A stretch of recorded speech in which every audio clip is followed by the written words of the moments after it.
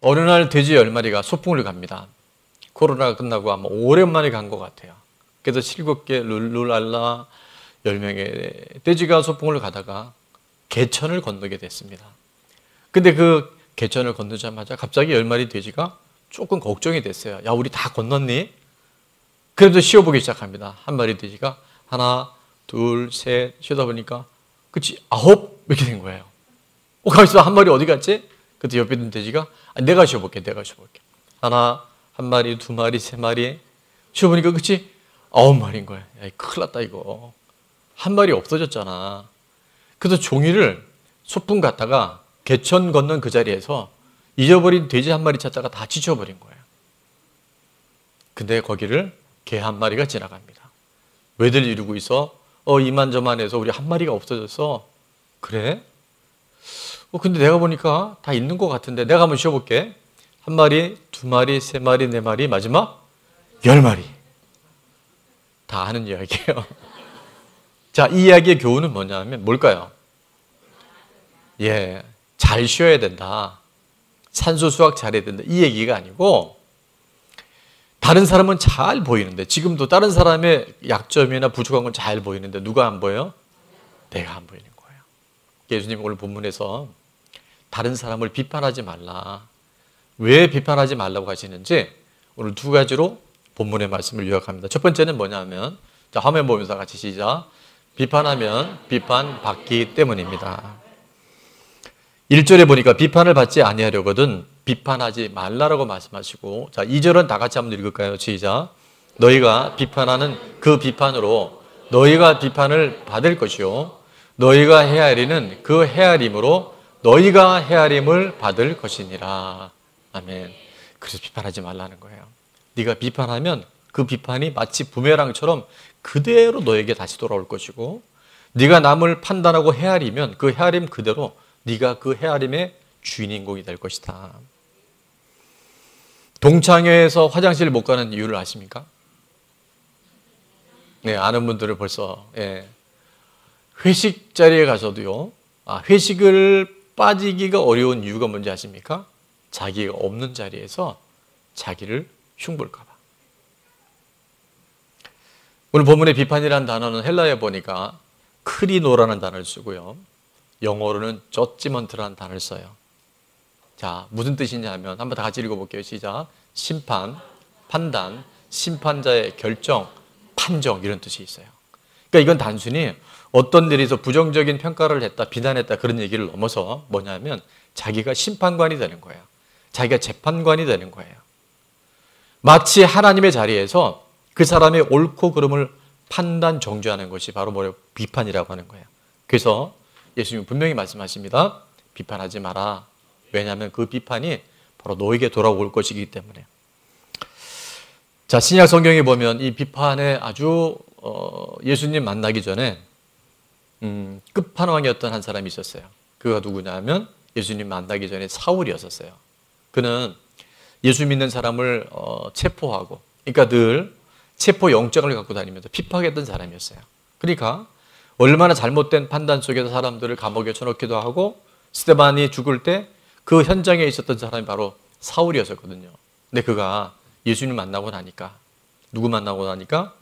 예수님 만나고 나니까 예수님의 십자가와 그 사랑을 경험하고 나니까 그가 완전히 변화됩니다. 비포와 애프터가 완전히 다른 사람이 돼요.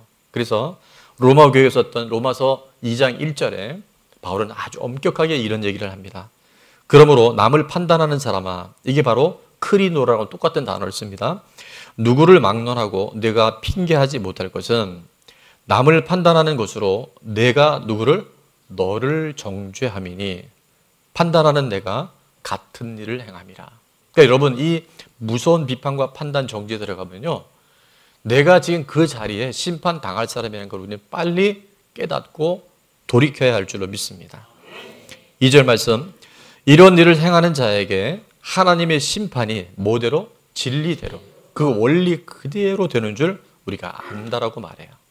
오늘 이 시간 이후부터 우리가 때로는 좀 부정적인 의견을 얘기할 수는 있겠지만 다른 의견에게 절대 판단, 정죄, 비판은 끊어지게 될지어다.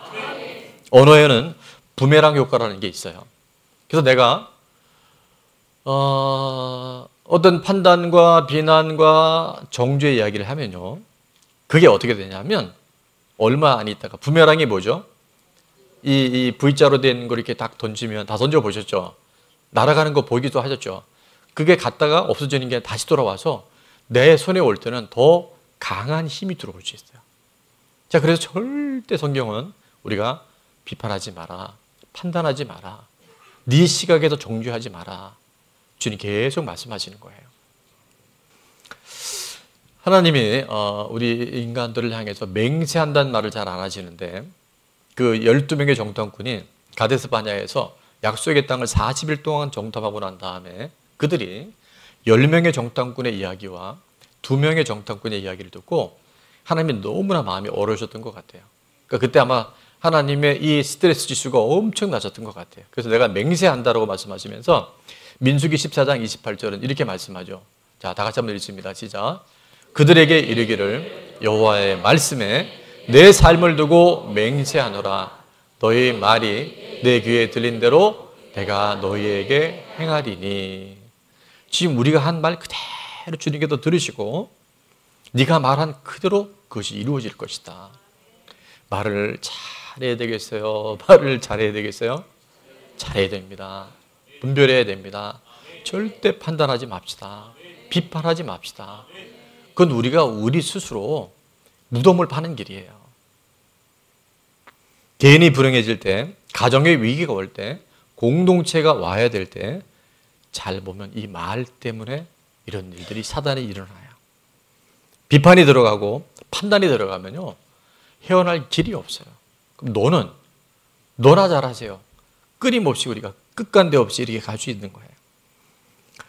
부부간, 지체간 이 비판이 들어가게 되면요 사단이 틈탈 수 있습니다. 오늘 이 시간 이후에 판단의 영, 정죄의 영, 비판의 영은 예수님의 이름으로 끊어지게 될지어다. 자, 적용 질문입니다. 첫 번째, 나는 분별은 안 하면서 비판하고 판단하는 편인지 아니면 분별은 하지만 판단하고 있지 않은 편인지를 여러분 잘 한번 내 자신을 되돌아봤으면 좋겠어요. 어떤 분들은 분별은 안 하고요 무조건 판단하는 사람이 있고, 거꾸로 또 분별은 하는데 이 판단이 잘 되지 않으면, 무슨 말을 하는지 모르겠네요. 자, 분별을 해야 되는데 하여튼 알아들으세요. 그래서 잘 모르겠으면 이 공동체가 중요합니다. 그래서 저는요 절대 판단 안 하고 분별해요. 근데 그런 사람 만나보면 판단 지수가 되게 높아요. 그래서 분별력은 따라합니다. 분별력은 공동체에 주신 선물입니다. 아내나 남편한테 물어보세요. 자녀들한테 물어보세요. 우리 셀이나 공동체 와서 물어보세요. 그때 분별력이 생겨요. 대부분 자기 생각으로 한다니까요.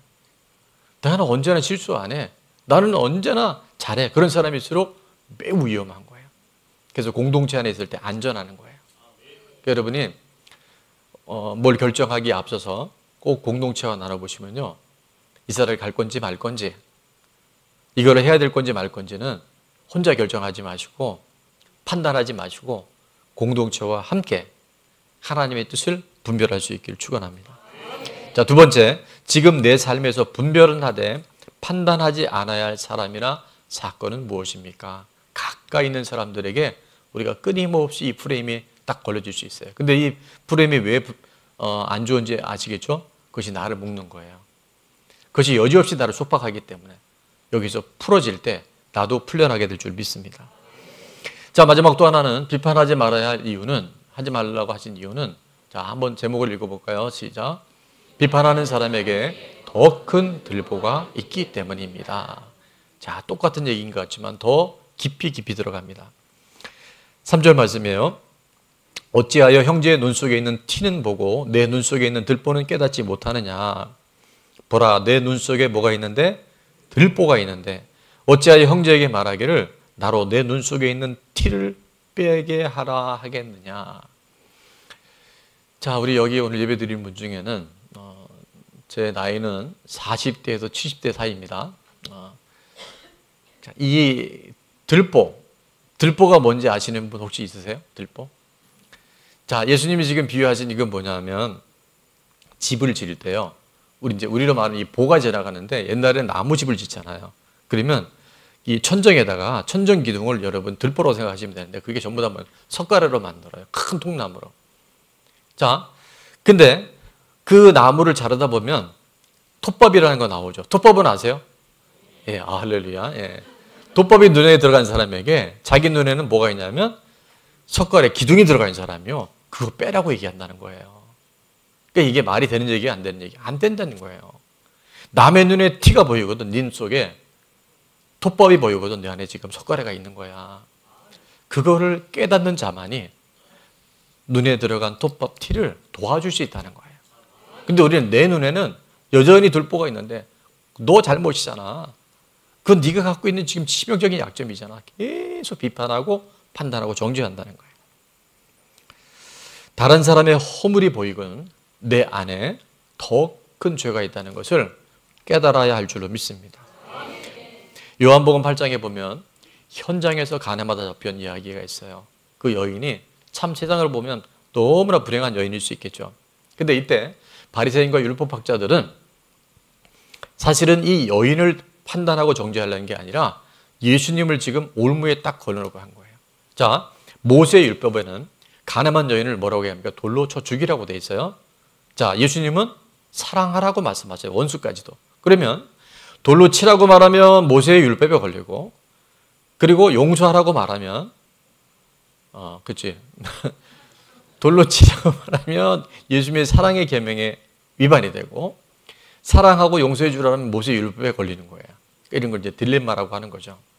자, 이 정말 진퇴양난, 사면초가의 이 시간 속에서 예수님은 요한복음 8장 7절에 그 상황에 대해서 이렇게 설명합니다. 그들이 묻지를 맞이 아니하는지라. 제가 말씀 준비하다가 묻지를 맞이 아니하는지라가 진짜 무슨 말인지 모르겠더라고요. 제가 그래서 표시를 해놨어요. 세 번역에 보면 다 그쳐 묻기를. 빨리 대답하라고. 정확하게 지금 심판을 해달라고. 그랬더니 예수님이 땅에다가 무슨 글씨를 쓰셨던 것 같아요. 저도 그 글을 뭐가 썼는지 되게 궁금했어요. 나중에 천국 가면 꼭 한번 물어보세요. 예수님 그때 뭐라고 글을 쓰셨어요? 자, 근데 일어나 이르시되, 자, 다 같이 읽으면 너희 중에 시작. 너희 중에 죄 없는 자가 먼저 돌로 치라. 너희 중에 죄 없는 자가 먼저 돌로 치라. 이 이야기를 들었던 사람들이 수많은 군중과 무리가 나이 든 사람부터 시작해서 이 여인은 고개를 숙이고 죽을 것 같아서 벌벌 떨고 있는 그 상황에 무슨 소리가 들려요. 사람들의 손에 들었던 돌이 땅에 떨어지기 시작합니다. 한 사람, 두 사람, 나중에 보니까 아무도 없이, 아무도 돌을 치거나 정죄한 사람 없이 다 돌아갔다라고 말씀하세요. 예수님 또 말씀하시죠. 나도 너를 정죄하지 않으니 다시는 죄를 범하지 말라. 저는 이 여인이 다시는 죄를 안 범했을 것 같아요. 그리고 예수님이 그 십자가의 자리, 부활의 자리, 복음을 증거하는 자리에 끝까지 따라간 줄로 믿습니다. 여러분, 내가 다른 사람에게 돌을 들잖아요. 정죄하잖아요. 내 안에는 더 큰 죄가 있어요. 내 안에 들보가 있어요. 내 안에 기둥이 있어요. 이것이 빼어지기 시작할 때, 그것을 보기 시작할 때, 이 여인은 그냥 제가 생각해 봤어요. 죽을 때까지 다른 사람의 죄나 다른 사람의 허물에 대해서 정죄하고 비난하고 판단했었을까요? 안 했겠죠. 못 했겠죠. 왜냐하면 내 죄가 아니까. 내 죄가 뭐고 내 죄를 알면요, 절대 다른 사람의 허물이나 다른 사람의 그 죄에 대해서 그렇게 확대하지 않습니다. 판단하지 않습니다. 그렇게 함부로 얘기하지 않습니다. 언제든 나도 그럴 수 있고, 또 이미 넘어진 우리들이기 때문에 내 죄를 보기 시작할 때 다른 사람의 허물을, 그 죄를 우리가 긍휼히 여길 수 있고 도와줄 수 있게 되는 줄 믿습니다. 자, 남을 정죄하는 사람은 내 죄를 보지 못하기 때문이고요. 내 죄가 보이면 남을 정죄할 수 없게 됩니다. 또 내 죄가 보이는 사람은 다른 사람의 죄와 허물에 대해서 무슨 마음을 갖냐 하면요, 얼마나 힘들까, 저 사람은 얼마나 불안할까, 긍휼한 마음을 허락해 주신 줄 믿습니다. 그래서 이것이 보이지 않고 계속 자기 얘기만 하는 사람들 향해서 예수님이 5절에 이런 말씀하셔요. 외식하는 자요.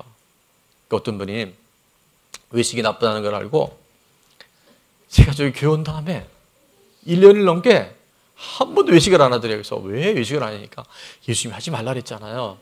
그 외식과 이 외식은 다릅니다. 자, 이거는 겉으로는 이렇게 하면 속으로는 다 죄 속에 살아가는 그 외지. 두 가지 얼굴을 가지고 두 마음을 가질 건데 먼저 내 눈 속에서 들보를 빼어라. 그 후에야 밝히 보고 형제의 눈 속에서 티를 빼리라.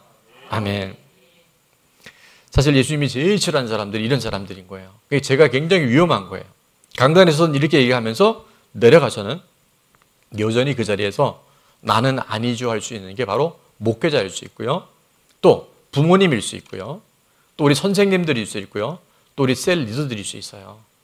그래서 우리 지도자들은 정말 이거 조심해야 돼요. 바리새인들이 그러다가 예수님께서 그렇게 책망하셨잖아요. 외식하는 자들이라고. 제가 시간은 한정되어 있기 때문에 많은 말씀을 못 드리는데 그 인도의 성자라고 불렸던 마하트마 간디가 하루는 어떤 엄마와 아들의 방문을 받게 됩니다. 근데 요청이 뭐냐면 이 아이가 간디 선생님을 너무 존경하는데 얘가 아주 어릴 때부터 사탕을 너무 좋아했대요. 근데 사탕을 많이 먹으니까 이빨도 썩고 어린이인데도 당뇨가 생긴 거예요. 그래서 이 엄마가 마하트마 간디에게 와서 한마디만 해달라고 그랬어요. 선생님, 우리 아이가 선생님 너무 존경하는데 사탕 먹지 말라고 한마디만 해달라고. 그럼 이 아이가 오기 전에 간디 선생님이 얘기하면 자기가 사탕 안 먹겠다고 이렇게 얘기를 했대요. 그런데 간디가 그날 뭐라고 얘기했냐면 2주 후에 오십시오 이렇게 얘기한 거예요. 그래서 이 엄마는 뭐 특별한 뭐가 있는 줄 알고 아이를 데리고 2주에 왔어요. 그 다음에 이제 그 아이와 얘기를 합니다. 그래서 간디가 뭐라고 얘기했냐면 얘야, 사탕을 먹으면 이빨도 썩고 당뇨가 생기기 때문에 사탕을 먹지 말았으면 좋겠다. 그랬더니 안 먹을게요 그런 거예요. 그래서 엄마도 이 아이가 약속을 해주니까 너무 이제 감사해서 가려다가 물어봅니다. 선생님, 근데 2주 전에 왔었을 때 그 이야기를 해주시면 좋았을 텐데 이 보름이나 지나서 왜 지금 그 얘기를 하십니까? 그랬더니 뭐라 그랬다 그랬죠? 내가 사탕을 먹고 있었거든요. 나도 사탕을 좋아했거든요. 근데 내가 사탕을 먹으면서 그 아이에게 사탕 먹지 말라고 얘기하는 것이 저는 옳지 않다고 생각했습니다. 오늘 여러분 안에 끊임없이 옳은 얘기를 해요. 바른 말을 해요. 나는 그렇게 변하지 않으면서 아이들한테 책 읽어라. 우리 부모님도 하는 거 있잖아요. 저나 우리 리더들 큐티해야 돼요. 성경 읽어야 돼요. 기도해야 돼요. 근데 지는 안 해. 그럼 이게 문제라는 거예요. 귀 있는 자는 들을지어다. 근데 이제 이렇게 하게 되면 우리 뭐 자녀들이나 또 우리 성도님들이나 우리 세론들이 또 이제 그걸 갖고 보세요. 목사님도 안 하면서 엄마도 안 하면서 막 이렇게 대드는 애들이 있어요. 그때 그걸 방지하기 위해서 예수님이 제가 이번 주 설교 주면서 이 6절 말씀이 되게 난해 구절이에요. 왜 갑자기 거룩한 것을 계획에 두지 말며 진주를 대적에 던지지 마라 이런 말씀하셨을까? 자, 이 말은 뭐냐면요. 이 비판하지 않은 말을 먼저 네 안에 들보를 빼고 티를 도와주라고 하는 이 말을 자기에게 적용하지 않고 이 튕겨나온 사람이 있단 말이에요. 거봐, 엄마가 잘해야 돼. 우리 리더들이 잘해야 돼. 선생님이 잘해야 돼. 목사님이 잘해야 돼. 이런 사람들에게 이 얘기는 던져주지 마라. 줘봤자 밟힌다. 주석을 내가 다 찾아봤는데 설명을 잘 못해요. 근데 저는 그렇게 해석이 되더라고요. 귀 있는 자만 들을지어다. 아, 맞아. 이건 내가 지금 그렇게 살아야 된다고 말씀하시는 거야.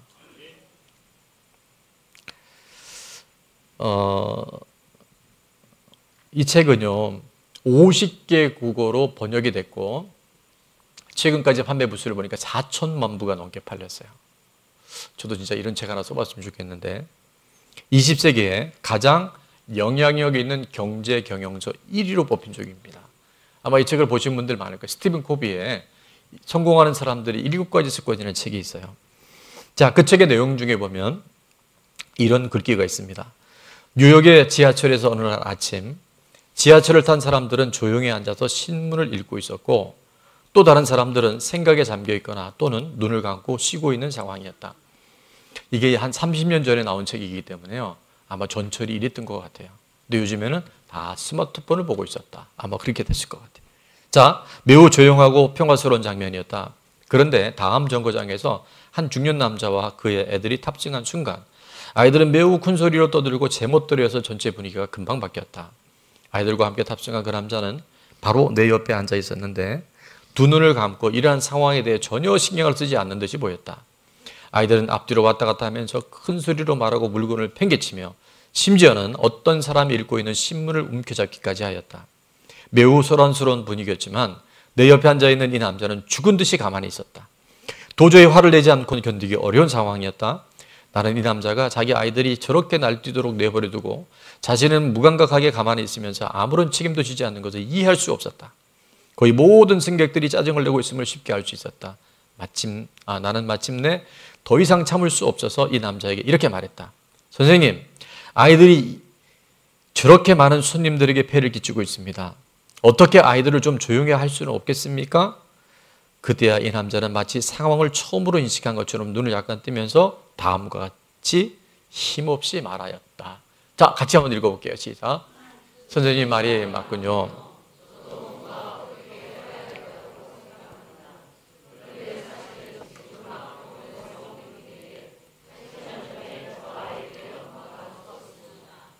저는 앞이 캄캄해서 무엇을 어떻게 해야 할지, 아이들 역시 이 일을 어떻게 해야 될지 막막한 것 같습니다. 여러분, 좀 전에는 그렇게 극도의 분노 속에서 판단 정지하던 수많은 사람들이 어떻게 얘기해요? 방금 우리 아내가 병원에서 죽었습니다. 저도 우리 아이들도 선생님 말씀대로 어떻게 해야 될지 모르겠습니다. 글을 제가 계속 읽을게요. 여러분은 이 순간에 나의 심정이 어떠했는지 상상할 수 있는가? 내 패러다임이 완전히 바뀌어졌다. 나는 갑자기 상황을 다르게 보기 시작했고 상황을 다르게 보았기 때문에 다르게 생각하게 되었고 다르게 느끼게 되었기 때문에 다르게 행동하기 시작했다. 나의 짜증은 사라졌고 화가 났던 내 자신의 태도나 행동을 어떻게 다스릴까 걱정할 필요도 없었다. 긍휼한 마음, 치근한 마음, 불쌍한 눈으로 보기 시작했다는 거예요. 내 마음은 온통 이 사람들이 가진 고통으로 가득 채워졌다. 동정심과 치근한 느낌이 자연스럽게 넘쳐 나왔다. 여러분, 우리는 우리가 보기에 판단하기 쉽고 정죄하기 쉽지만 그 사람이 갖고 있는 아픔이 있고요. 우리가 모르는 그 사람의 사연이 있을 수 있어요. 아멘. 두 종류의 말이 있습니다. 하나는 창조적인 말이 있고요. 파괴적인 말이 있어요. 살리는 말이 있고 죽이는 말이 있어요. 내가 말하기 전에 이 말이 살리는 말인지 창조적인 언지를 우리가 분별해 봤으면 좋겠어요. 오늘 시간 이후에 파괴적인 말, 죽이는 말은 다 끊어지고 살리는 말, 창조적인 언어는 살아나게 될지어다. 얼굴 예쁜 것도 중요한데 말 예쁜 게 더 중요해요. 할렐루야. 적용 질문입니다. 요한복음 8장에 현장에서 잡혀온 가늠한 여인의 사건에서 내가 돌을 내려놓아야 할 사람과 사건은 무엇인가요? 멀리 있지 않아요. 대부분의 원수는 집안에 있습니다. 아직도 돌 두고 있어요. 이놈의 인간. 이제는 돌을 놓게 될지어다. 예수님의 십자가에서 잊어버리게 될지어다. 자, 두 번째, 나는 창조적인 언어와 파괴적인 중 어느 말을 많이 하는 편인가요? 이것도 물어보세요. 본인이 자꾸 답을 하지 마시고, 여보, 내가 살리는 말을 많이 해, 죽이는 말을 많이 해. 그러면 또 얘기합니다. 그런 거 나한테 묻지 마라고 얘기하면 대부분 죽이는 말을 많이 하는 사람. 마지막 세 번째, 버려야 할 죽이는 말은 무엇이며 살리는 말을 누구에게 어떤 말로 연습해 보겠습니까? 부부간에 많이 해보시고 자녀들에게 많이 해보시고 우리 지체들 만나면 많이 해보세요. 항상 믿음의 말을 하세요. 긍정의 말을 하세요.